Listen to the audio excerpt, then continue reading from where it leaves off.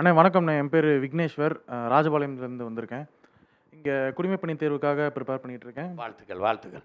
முதுகலை modern Indian history அப்படின்ற ஒரு இதில் நம்ம பொதுவாக குடிமைப்பணியில் வந்து சொல்லுவாங்க, சோஷியோ ரிலீஜியஸ் ரீஃபார்ம் மூமெண்ட்ஸ் அப்படின்னு ஒரு சப்ஜெக்டே இருக்குண்ணே. அதில் வந்து Hindu reform movements, Parsi reform movements, Islam reform movements அப்படின்னு தனித்தனியாக வந்து ரீஃபார்ம் மூமெண்ட்ஸ் இருக்குது. ஃபார் எக்ஸாம்பிள் ஹிந்துவுக்கு வந்து எடுத்துக்கிட்டோம்னா ஆரிய சமாஜ்னு ஒன்று வந்து தோற்று வச்சாங்க. பார்சி ரீஃபார்ம்ஸில் ரஸ்துகோஃப்தர்ன்ற மேகசின் மூலிமா வந்து அவங்க ரீஃபார்ம் மூமெண்ட்ஸ் கொண்டு வந்தாங்க. இஸ்லாமில் வந்து அலிகார் முஸ்லீம் யூனிவர்சிட்டி இப்போ இருக்கிறதெல்லாம் வந்து அதை பேஸ் பண்ணி தான் வந்துச்சு. ஸோ மேபி அவர் தாவேக்கா அவங்களோட இது வந்து இந்த மாதிரி இல்லாமல் ஒன்றுபட்ட ஒரு மக்களுக்கான ஒரு சமூக நீதியாக கூட அவங்க கொண்டு வரலன்னு நினைக்கலாம்லானே. அதை பற்றி உங்களுக்கு அப்படி இல்லை. சமூக நீதிங்கிறது நீங்கள் எது சொல்ல சாதிவாரி கணக்கெடுப்பு எடுங்கன்னு தான் சொல்கிறோம்.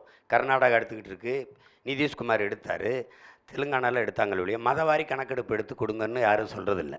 இங்கே சாதிவாரி தான். மதம் மாறிக்கொள்ள முடியுது. இன்றைக்கி கிறிஸ்தவனாக இருக்கிற நாளைக்கு நான் இஸ்லாமியனாக மாறலாம், இன்றைக்கி இந்துவாக இருக்கிற நாளைக்கு நான் இஸ்லாமியனாக மாறலாம், இன்றைக்கி கிறிஸ்தவனாக இருக்கிறேன் வேணாம்னு திருப்பி நான் வந்து இந்து போய் முருகனை போய் வழிபடலாம், சிவனை வழிபடலாம். அப்போ அது உங்கள் விருப்பம். மதம் மாறிக்கொள்ளக்கூடியது. ஆனால் சாதி இது மாற முடியல. அது மதம் கொடி தான் சாதி கொடி தானே, சாதி தான் கொடி தான் இருக்குது. அப்போ வந்து இப்போ நீங்கள் வந்து இங்கே என்ன பிரச்சனை இருக்குதுன்னா, இந்த தெருவில் நடக்கக்கூடாதுங்கிறது நான் ஏழைங்கிறதுனால இல்லை, புரியுதா? இந்த குளத்தில் குளிக்கக்கூடாதுங்கிறது ஏழைன்னு இல்லை. ஏன்னா பொருளாதார அளவுகள் மாறிடுது. இன்றைக்கி ஒரு சாதாரண ஏழையாக இருக்கிற நான் ஒரு 10 ஆண்டுகள் அதானி அம்பானியாக கூட மாறிடலாம். பொருளாதார அளவுகள் மாறிடுது. நாட்டின் முதல் குடிமகனாக ஆகி கூட அம்மா திரௌபதி முர்மு கோயிலுக்குள்ளே நுழைய முடியாதுண்ணே. யாருமே போக முடியாது. அப்படிலாம் ஒன்றும் கிடையாது. ஒரு குறிப்பிட்ட சாதி தான் உள்ளே நிற்கும்னு ஒரு கற்பகிரகம்னு ஒன்றும் கிடையாது. புரியுதா? கோயிலை கட்டும்போது நீங்கள் கட்டலையே, கற்பகிரகத்தை கட்டினது நான் தானே கட்டினேன். கோயிலை நின்று கட்டலாம், நான் அந்த கற்பகிரகத்தை நின்று நான் கட்டலாம். ஆனால் அதுக்கப்புறம் நான் வெளியில் நிற்கணும்னா என்ன அர்த்தம்?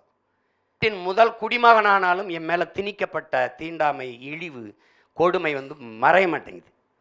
அப்போ எவ்வளோ பெரிய உயரத்துக்கு வந்தாலும் புரியுதுன்னு நினைக்கிறேன்.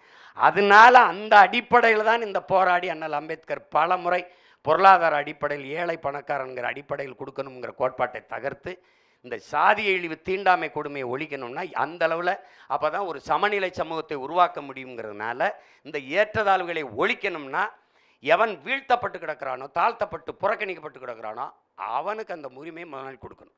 அள்ளி கொடுக்காத, அளந்து கொடுத்துருன்றோம். இப்படி இந்தா அப்படின்னு கொடுக்காத. எத்தனை பேர்? 10 பேர் இருக்கிற வீட்டுக்கு 100 பேர் சாப்பாடு அனுப்பாத, 100 பேர் இருக்கிற வீட்டுக்கு 10 பேர் சாப்பாடு அனுப்பாத. அது நீதியாக இருக்காது, அநீதியாக இருக்குங்கிறோம். இப்போ இந்த கோட்பாடு எதுக்கு கொண்டு வரப்பட்டதுங்கிறது தெரிஞ்சுதான் நீங்கள் பேசணும். உங்களுக்கு புரியுதா? அதனால தான் அதை சொல்கிறது.